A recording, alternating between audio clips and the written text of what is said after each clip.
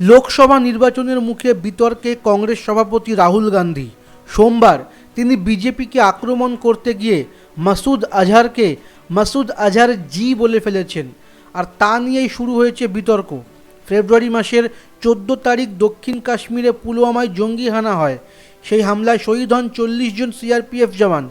হামলার দায় স্বীকার করে নেয় জৈশ-এ মোহাম্মদ। পাকিস্তানের মদতপুষ্ট জঙ্গি সংগঠন জৈশের প্রধান মাসুদ আজহার, যে একসময় ভারতের জেলে বন্দী ছিল, কিন্তু 1999 সালের শেষে বিমান অপহরণ করে তাকে ছাড়িয়ে নিয়ে যাওয়া হয়।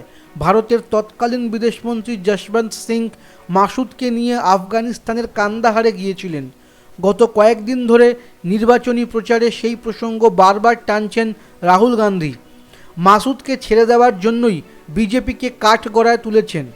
তিনি বলেন, 40 জন সিআরপিএফ জওয়ান শহীদ হয়েছেন, এর জন্য কে দায়ী?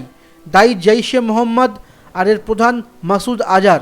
56 ইঞ্চি ছাতিওয়ালাদের যখন আগের সরকার ছিল, তখন অজিত দোভাল মাসুদ আজহারজিকে বিমানে বসিয়ে নিয়ে গিয়েছিলেন, কান্দাহারে তাকে ছেড়ে দিয়ে এসেছিলেন। এই পরিস্থিতিতে মাসুদ আজহারকে সম্মানজনকভাবে মাসুদ আজহার জি বলে রাহুলের মন্তব্যে বিতর্ক তৈরি হলো।